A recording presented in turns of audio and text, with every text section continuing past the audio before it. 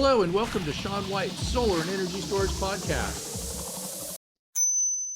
Today, our very special guest is Tim Montague, the very super triple famous Clean Power Hour podcaster, one of the biggest renewable energy podcasters in the universe. We're going to get into the psychology of Tim Montague. We're going to see how Tim works. We're going to see if Tim is real. Is Tim AI? Hey, Tim, are you real or AI today? Well, the question, Sean, is anything real? You know, I have to see if I could rewind my life, and I'll tell you after I rewind my life. All right. It's all a simulation. Uh-huh. I am somewhat in that camp, but Yeah. I have no proof. So Yeah, well, it's just like, yeah, where the heck did this universe come from anyway? That's the question. It's just like appeared out of nowhere, you know? Like, boom. Yeah. Big bang. There are many mysteries. Whatever. Yeah. So I want to get into maybe not going back as far as the Big Bang, but the history of the Clean Power Hour. So how long have you been around, Tim, with the Clean Power Hour? I mean, not since you were born. I don't need to know how old you are. I started podcasting in the solar industry in 2017. My show was called SolarWorks for Illinois. Oh. I was working for a big EPC called Continental Energy Solutions. Then they were just Continental Electric. They were a fourth generation electrical contractor that got into solar. They were an early adopter. And I was really very fortunate to meet Brian Houck, the president of Continental Energy Solutions, the solar division now. And I immediately recognized that I wanted to do a solar show. And it was explicitly at that time focused on potential customers, meaning facility owners, right? Because we, here in the Midwest, Sean, we're a little slow to the game. We're 10 years behind our friends like yourself on the coast, both West Coast and East Coast, right? Like everything comes last to the Midwest, even though there are many tech-friendly people here. And I'm a technologist. I love technology, sustainability, and people. So anyway, Clean Power Hour emerged from SolarWorks for Illinois. It actually morphed into the Solar Podcast, which is now somebody else's show. And then I started a segment with John Weaver, the journalist for PV Magazine. Maybe you know John. Yeah, I've been on your podcast with him. Yes, of course. Yeah. We did something in person, you and I, when we were in Colorado 2 years ago with John. But anyway. Yeah. And I remember one time we did one with John at a conference. We were like on the conference floor. Oh, yeah, right. At RE Plus, that was 2 years ago, I guess, in Nico's booth. Must have been, right? Or no, it was at your booth. You had a booth. Oh, that's right. At Vegas, I had a booth. Okay. Yeah. Wow. So many conferences. And then I remember you were like, watch my booth. And then I think me and Brian Hayden were there or something like that. Yes. And then I saw you later and I was like, yeah, we sold all your microphones, you know. Yeah, that was a trip having a booth at RE Plus. I'm not going to do that again. I am going to start recording in other people's booths at RE Plus. I'm going to bring a film crew and run around and do interviews, but primarily with my major sponsor, CPS America, who I'm so grateful for because my podcast wouldn't exist, honestly, without CPS. And so they're a good friend of the show. Awesome. But yeah, got working with John. That's how I started the Clean Power Hour, was with John Weaver, which was a news roundup that we did weekly. And we just covered the news of the day, really. Yeah, I love reading his PV Magazine articles and stuff. He's a real nice guy. Yeah, he's very prolific. And he's a legit solar professional, which is great. And, you know, he's a solar installer, developer. He's got a resi company. He's got a commercial and community solar company. So he covers a lot of parts of the industry. And yeah, I'm kind of bummed that we let that fall by the wayside, but you know, life changes, things happen. And so John and I aren't doing that segment anymore. And now I'm just doing my interview show. Although I am about to kick off another news roundup with I'm struggling to remember his last name. He's got a difficult last name, but Joe Marhamati. Oh, yeah. I know Sunboy. him. He's been on the podcast. Oh, good. Yeah. Yeah. So Joe and I are going to do a LinkedIn Live. I think we're going to do it weekly, starting in January. Yeah, Joe and Hervé. Yeah, Joe's the only person I know at Sunboy. Yeah, Hervé is his business partner. Okay. And I've had them both on the show, and I see them around the solar shows. They're real nice guys. And so they make this app that coordinates all the different inverters and stuff like that. So you can just have like one app for your customers. And then, yes, you know, you can have like Solar Edge and Enphase and SMA and everybody else on the same app. So you don't have to like log in a million different times. Yeah, if you're a solar installer, you want your customers logging into the Shawn White solar app, not the Solar Edge solar app, right? And that's the beauty of what Sunboy has done is they create this white labeled app so that customers can remember who their installer is, right? Otherwise, they think Solar Edge or SunPower is their solar installer, and that's not going to serve your brand as an installer. Yeah, just good marketing stuff. And then also kind of takes care of them, because then if there's something that goes down or bad communications, I think you would know about it better probably. Well, yeah, they can message you in the app. So it is good for that relationship and finding a signal on O&M. And it's like in solar, I think historically, solar installers thought of themselves as a one-off sale, right? They sold the system and then they moved on. Well, now we're transitioning to a solar plus world, right? You sell the solar, you sell an O&M contract, and then you also sell them a battery and an EV charger and a heat pump and maybe a new roof. Yep. So from one thing to six. Mm-hmm. So I was wondering too about, like you said, you did your old podcasts. Are they still out there? Can people still listen to them? Yeah, they're out there. The main way to find them is on YouTube. Do you have links to it from your website or anything like that? Not from my website, but I can send you links. Yeah, we'll put them in the notes or something. It'd be kind of cool Sure. for all the big Tim Montague fans can like go out there and listen to some good old 2017 stuff and like check you out when you're a little bit more green and stuff like that. Do you ever do solo content, Sean? On the podcast? Yeah. Yeah, well, the way that mine evolved is like I teach all these classes and stuff, and I'm a super double tasker. So like I make videos for my classes, and then I would throw them on YouTube and stuff. And I was like, hey, let's just this podcast thing, I could throw them up there too. In fact, the first thing that I ever did before I even knew what a podcast was, I think, is I recorded myself reciting Article 690 of the NEC, and I just posted it on my website. And I think that might have been my first podcast, if you That's call it awesome. a podcast. And that goes back to, I think, about 2008. But it was, I didn't call it a podcast, but I guess it kind of was, sort of in a weird way. And So so if I Google Shawn White Article 690, I'll find it. yeah, I think I called it Radio 690, something like that. And I've done it for 690 for a number of times. So probably like 2008, 2011, 2014, and keep adding 3. Like every time the NEC comes out, I recite 690. And I even did something recently just on the International Fire Code for energy storage systems. And I read 1207 out of the IFC for energy storage systems. And sometimes, I try to read it like poetry. It was kind of funny. Like I would be like, greetings and readings from Article 690, and try to read it with, like, if I was out at a poetry reading at an open mic night or something like that. And then, because it's like super boring stuff. And I also kind of like made it so I could listen to it. Because like learning about 690 and stuff, it's not like you just like read it once and you know everything. So I would record it for myself. Like I would say, like to double task, I record it for myself and then like, hey, I'll just go post this too. I'll put it in my classes. I'll put it on my website. And then I eventually made a podcast. Then I started taking pieces out of my classes and putting them on the podcast. So it was kind of like a solo thing in the beginning. I get it. I'm intrigued. I'm going to take your 690 podcast and feed it into Google Notebook LLM and see what comes out. Okay, that'll be interesting. It'll be good. Yeah. It's super impressive what these AI tools can use.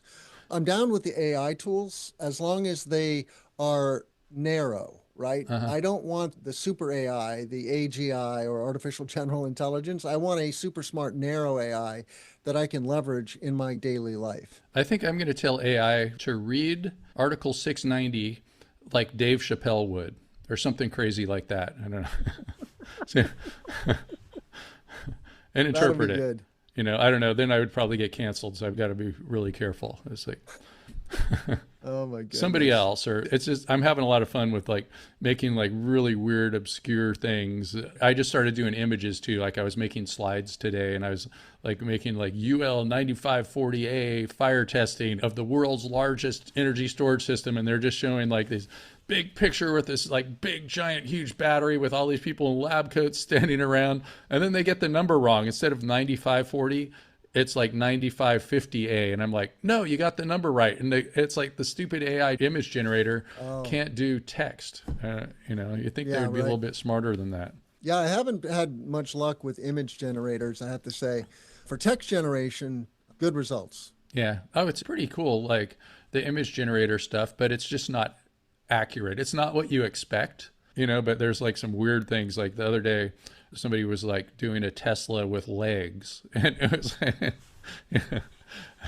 drinking electricity or something like that. It was just like hilarious. That's kind of creepy. Uh-huh.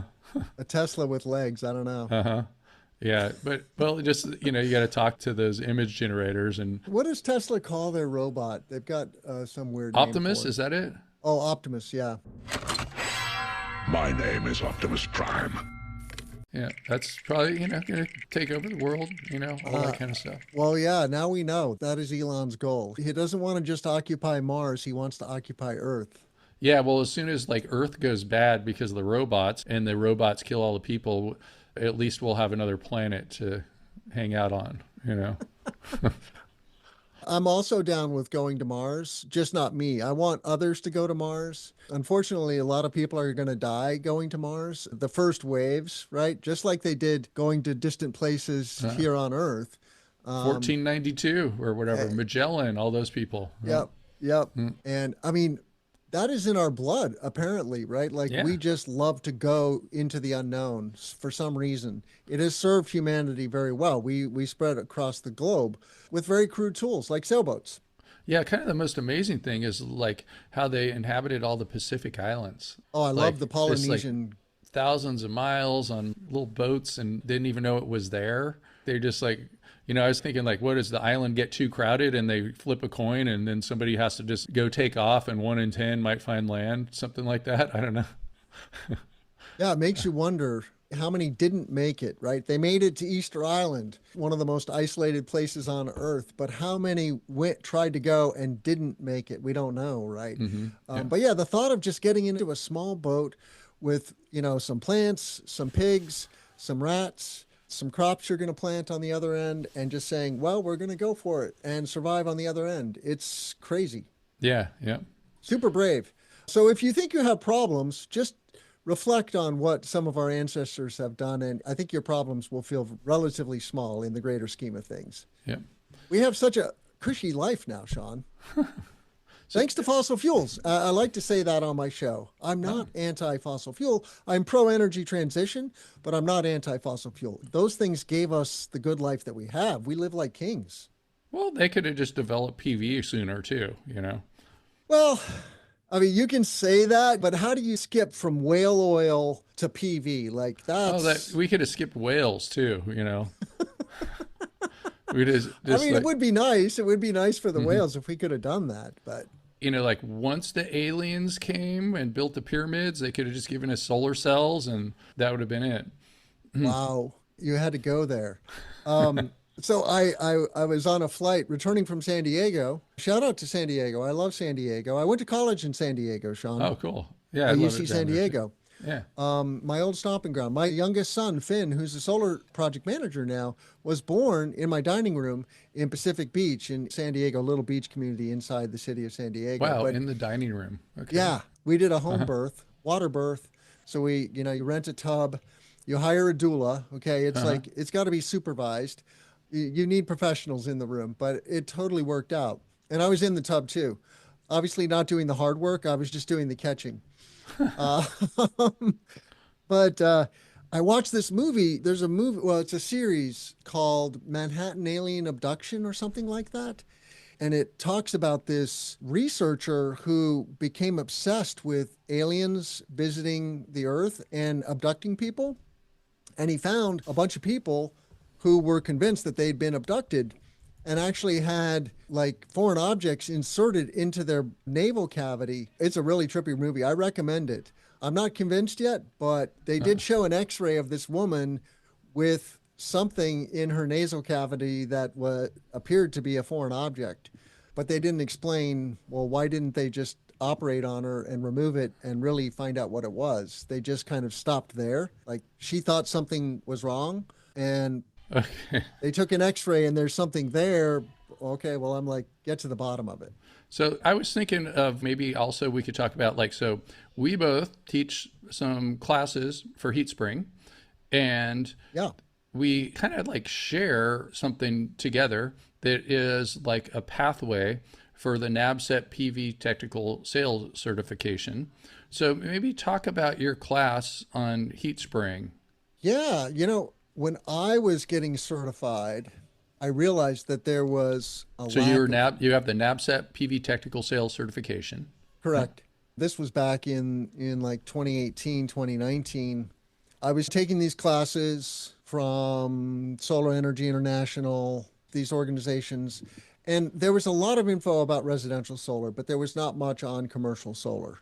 And so I was inspired to create a course, and I created a course. I have two courses on HeatSpring. One is a free course on qualifying commercial leads and projects, and then a longer course. It's a 5.5 hour course on selling and developing commercial solar or CNI solar. So anyway, because I had accumulated this body of knowledge over, about 5 years at the time when I created the course on what it is to develop and sell commercial industrial solar, because resi and commercial are like apples and oranges, right? The equipment is different. The sales cycle is different. How you do a site evaluation is very different. And that's why I went there. And I love HeatSpring. It's very user friendly. And, Brian is just so easy to work with. So if you're into the built environment and sustainability, check out HeatSpring. I highly recommend it. Yeah, you know what? I like recently I've been doing this other class from a different organization. It's actually not even solar. It's like electrical stuff.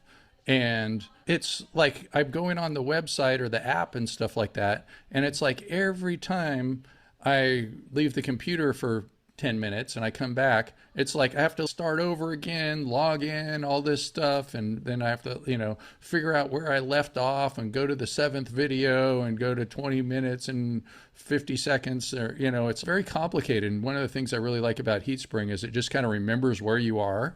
And you go in and you're just like, oh, if you were like on video number 17 halfway through, you're just exactly there when you come back. And if you want, you could rewind any video and do something 100 times. I'm always learning as more than anybody. And I listen to things and record things, and I listen to myself even. And certain things I can rewind until I get it, and I really like that about this online on-demand training stuff is pretty cool. Yeah. It's a game changer. I love online learning. I'm passionate for it. I'm preparing to update my course to include more storage, because when I did it, I didn't touch on storage very much. And now, as you know, right, and as your listeners know, it's a solar plus world, and storage is the first plus. Solar and batteries are just like peanut butter and jelly. So all of us solar professionals have to be storage professionals as well. Yep, I'm constantly updating my classes. I have 33 of them right now, and Wow. It's a full-time job, just updating classes. I'm getting to a point where I go, oh, I got a great idea for a new class, and better just make my classes up to date. I don't want to Right. get bad reviews, or it's like I want to really especially focus on my classes that are the more popular ones, and help people get NABCEP certified and keep those ones up to date as much as possible. One of the problems I have too, though, is sometimes we have NABCEP exams being based on the 2017 NEC, and here we are doing 2023. And so it's kind of odd, some of these things that I'm doing, I'm teaching people, I'm skipping the 2020, doing 2017 and 2023. And apparently, at least for the NABCEP PVIP exam, they're supposed to go straight to 2023 from 2017. So, what, people? 2020 doesn't matter. No, California is on the 2020, and a lot of places still are on the 2020 NEC. Yeah, we probably are too here in Illinois. We interrupt you for a very important announcement. Sean White's Solar and Energy Storage Podcast has been brought to you by Sean White's Solar and Energy Storage Podcast. That's right, Sean White is sponsoring his own podcast. And he wants to remind you to go check out some of his classes. You can go to SolarSean, that's solar, SEAN.com, and then click on the links to check out his classes. You can check out his HeatSpring classes, and you can also hire him to teach classes for you, like at your company, something like that. Now back to the show. I love online learning. I'm always amazed, Sean, how many people don't know about HeatSpring or NABCEP, like those two things. I'm like, really? If you're interested in solar or sustainability, both. Yeah, I think not. I don't run into those people that much, probably because the way that I meet people is they're trying to get NABCEP certified. And that's so when I meet people, they're just like, yeah, I really got to get that next NABCEP certification. And I'm working a lot on the ESIP. That's the ESIP, or Energy Storage Installation Professional exam. So far, at the time of this recording, there's 10 people that have it. And I think 9 or 10 of them came through my class. And so I've just put in a ton of work into like making that class good. And it's like a relatively new certification. I was the first one to take the exam in January. And so that's keeping me pretty busy. But then, of course, I have to keep my other classes updated and all that kind of stuff too. It does get a little bit tiresome. And, you know, we're like, if they're on the NABCEP's on the 2017, and then people are thinking that I'm teaching stuff that's outdated. And it's like, well, if you want to pass the test, you know, and then I'll just talk about compare and contrast two different versions of the code anyway. That's also just a good way of doing it. Well, I'm glad you brought up ESIP because I have a question. You know, here in Illinois, we have a generous storage incentive, and many states now, I mean, a handful of states, California, Massachusetts, New York, Illinois, have incentives for batteries. And in Illinois, you can dramatically shorten the simple payback period of a solar and storage project by adding storage, or a solar project by adding storage. But there's this thing about AC versus DC coupling, and I'm curious what you make of this, because like in Illinois, our incentive, it's $250 per kWh. Okay, so it's quite generous. And a battery pays for itself in a couple of years with that kind of an incentive. But technically, you can only get the incentive on a DC coupled battery, meaning the battery is charging from DC directly from the solar. Yeah, I think that's silly because it's all happening behind the meter, even if you're AC coupling. Right. And you can like program it to do exactly the same thing. I think it either AC coupling, DC coupling, whatever. If you think about it too, like in some places you have non-exporting systems. You go to Hawaii, if you had a whole megawatt at your house of inverters and batteries and PV and, you know, megawatt and megawatt hour, all that kind of stuff, and you were non-exporting, as far as the utility knows, if you're not exporting, you should be able to put that on your like apartment, you know, not that anybody would, but you're not exporting. So that's, you know, it's like we have the technology, you know, like limiting it to DC coupled is just like either it is a conspiracy or, you know, like somebody's just trying to make it harder for people, or else it's just not really understanding. That's what I think. I think somebody gamed the system and is trying to limit or exclude certain manufacturers. Yeah, I think that it's probably some people in the Hoffa family over there in Chicago, and they're like, they have big stock in a DC coupled system company. So let's go a little further down the storage rabbit hole, though, and talk about non-exporting, or what I tend to call it non-injection. For some reason, I just glom onto that expression. You know, a traditional solar project, right? The production over the year is a big U-shaped curve, right? It's greater in the summer and it's lesser in the winter.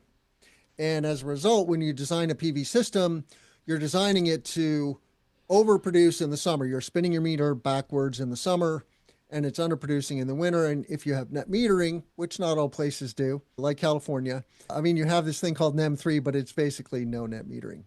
So you're incentivized to install a battery so you can absorb extra electrons and then utilize them locally, right? Because those electrons can be high value. And then you can do stuff like charge the battery at night if you need to charge the battery with very cheap electrons, right? When it's cheaper to produce electricity, right? Like if midnight, they let you, yeah.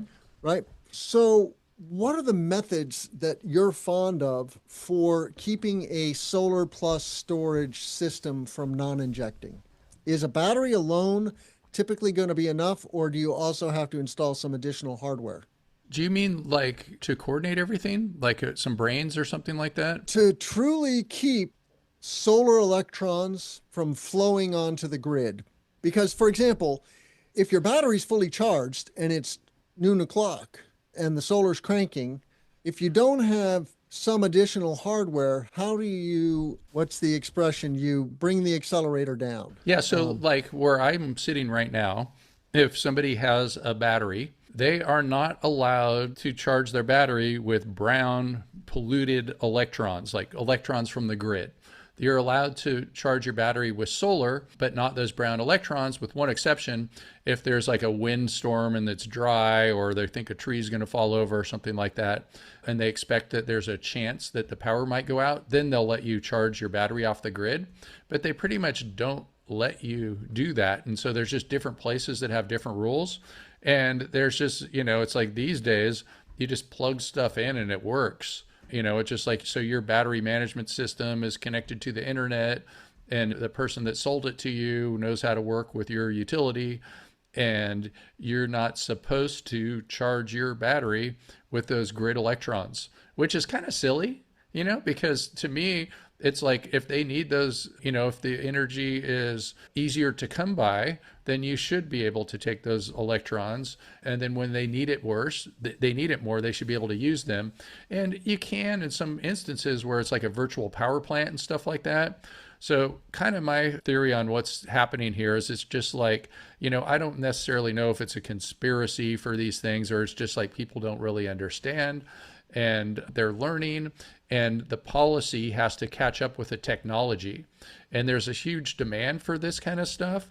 And I think in 10 years from now, or even less, it'll be just super common to be able to take the grid and put it into your house batteries and your car batteries and all that kind of stuff, and then use that to sell back to the grid when the grid really needs it. So instead of the grid paying something like $800 a megawatt hour, that's 80 cents a kilowatt hour, Yeah. when there's some kind of like peak heat wave to keep the air conditioners going from some peaker plant that they only turn on a couple hours a year, instead of them doing that, they can just buy it from your car, or whatever's, your little energy storage system on the wall, or turn off your electric hot water heater for an hour, or turn off your air conditioner for 20 minutes, and coordinate all that with your virtual power plant, which I kind of think of it as a virtual power plant provider. And they just kind of coordinate things for you, and you probably can have settings on your app so you don't have any problems. So like you're like, oh, I'm going on a big long trip tomorrow, let's make sure the battery doesn't get discharged today, or need to be ready. And so it's just like a lot of policies and things like that have to catch up. But there is You think it's very simple, just off the shelf? Yeah, there is like politics and stuff too. You got to, especially in California. So you have the big utility, the biggest one in the country, PG&E, and then you get net metering 3, and you can go on and open secrets and see who they've been giving money to. But that's not really a conspiracy, because we all know it, and it's kind of our fault because people elect people that let that happen. And they pay for political ads, and people are gullible enough to vote because of some stupid ad. It's our fault for being that gullible. And what if you don't have a battery? So if you just have solar alone, and when you Google this problem, how to have a non-injecting solar project. Okay, yeah, you could install an automatic transfer switch and make the solar island perhaps, but well, I'm curious what you think. I think some inverters might be smart enough to not backfeed, but typically you're going to have to install some additional hardware, like what's called a Schweitzer Relay. Have you heard of that device? I'm not sure Schweitzer, but like you just put a CT on something and the inverter will just work off the maximum power point, and sort of like clipping a little bit. And that's not unusual, especially back when batteries were too expensive and people were putting, let's say that you have a lot of load and you could use a 100 kilowatt PV system, but you're only got enough roof space for 10 kilowatts, but you're still going to get that 10 kilowatts. So you just put a CT by the meter, and just in case that there would be ever that 10-minute span during the whole year where you would be exporting because it was a holiday or something, then what would happen is your inverter would just limit export. And I think that if you look at some of these places like Germany, Hawaii, and Australia, they were doing that a long time before other people. And it's essentially a type of an energy management system or a power control system. And so it's pretty easy to make non-export systems. In fact, I know a guy that's in the Midwest, and he doesn't do everything by the book. And he will go install a system, and then before he gets the permit to operate, he just programs it so it won't export. And so it'll still work without exporting, and then the utility won't know the difference. Yeah, that's the bottom dollar here, is that you can reduce your interconnection costs. Sometimes the utility is going to come back. In C&I solar, the grid operator may say, well, you need to upgrade the conductors from your location to a substation down the road. And that could be very expensive. And so non-injection is an important tool to have in your toolbox. And I'd love to talk to your friend, because I know one methodology. I've talked to some inverter manufacturers. It's not a standard out of the box for the inverter manufacturers to in real time offer this in a robust manner. But there are technologies like Schweitzer Relays, and I'm just curious what your friend is using. Yeah. Oh, just like I've seen him do it with Solar Edge. And so he just like the stuff you get from Solar Edge is like there's a little CT and a little thing that you communicate with, and that communicates with the CT and the inverter. And then it monitors, and you can set it for when you stop exporting. So like if you're going to just let it take, you might not want to get close enough to 0 amps. Maybe you do it for 5 amps or whatever it is, just so you're not exporting. And it's pretty simple. And I think it's so common that all the inverter companies have that kind of a solution. Well, I want to hear from your listeners what they think about this. And if Sean is right, I hope you are right, Sean, but I have a feeling that it's more complicated than that. And that maybe there are some manufacturers, but I don't think it's an out of the box for all of them. Well, maybe what we can do is we can do a podcast together, and we will get some inverter manufacturers and we'll have them tell us about how they can limit export. Yeah. I mean, this is a really geeky topic, but it is an important topic. I don't mean to hijack the conversation, so we can move on. No, that's good. No, it's always a good topic, and I think it's like really good for people to know. And it is one of those things for me. I'm like doing the code and all that kind of stuff, so I could talk about the code with that. But yeah, let's get some people and let's talk to them about how they do that. And I'm pretty sure they all do that. And then another thing too is you can coordinate these things where you, like, say you have other ways to store energy, like you heating up hot water with your electric hot water heater. That's a different type of stored energy. Charging your car. And you got these companies like Span and Lumen and all that kind of stuff. And then you've got Enphase and Solar Edge and all these other companies too that are doing similar things to what Span and Lumen can do. And that's not only just limiting export, but, sort of like diversion loads, but you're not really off grid. So I'm really happy you mentioned this. And just FYI, I do have a hard stop at the top of the hour, but there's a company called Elexity, Elexity. Have you heard of this company? Elexity, no? Yeah, because they've made a system to use the whole building as a energy device. So you mentioned some things: hot water heaters, batteries in EVs, you've got refrigeration. And so when you think about the building and all of those things in the building as energy storage devices, you really need a platform like Elexity. And we're doing a webinar in January or February, we don't have a date yet, with CPS America and Elexity, and we're going to talk about one of their projects for a school district, I think. And it's a really cool platform, though, because it makes it easy for the end user, for the building owner, to basically monetize some other aspects, beyond just having solar and a battery.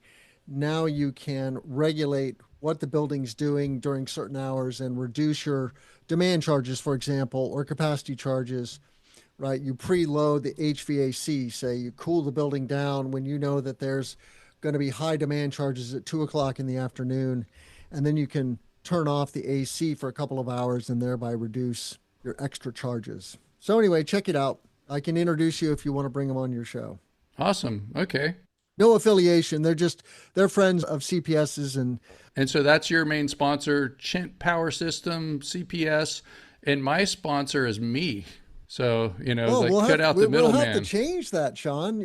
Well, if you want. I mean, that's the thing. Not everyone wants sponsors, but I'm very happy having corporate sponsors. Yeah, like I need $1 billion diamond sponsor. If anybody's got a billion out there, that's what I'm looking for.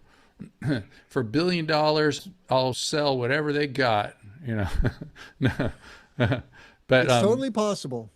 but yeah, so like I just sponsor my own, but it is like I do, I teach all these classes, so I think it's worth it. That's kind of the way that I do it.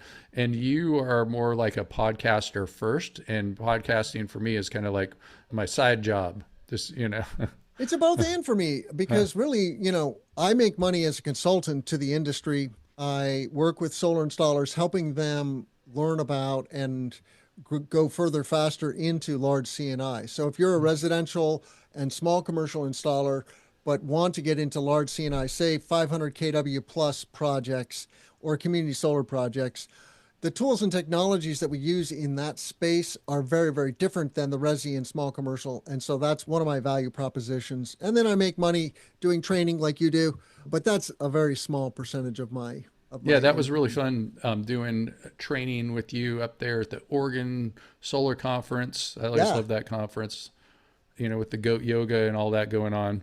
Thank you for introducing me to goat yoga. Yeah, your life will never be the same. So I know that it's getting up on the top of the hour and you got to leave, and you're the clean power hour guy. So we don't want it to be like the clean power hour and a half when I talk to you. So any final words?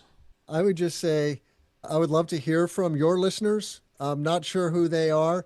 I hope some of them are also my listeners. But anyway, it's a real pleasure getting to see you again, Sean. Looking forward to Intersolar in San Diego in February. And then RE Plus Northeast also in February in Boston. I'll be there. Yeah. It's going to be a great 2025. I say, let's grow solar and storage.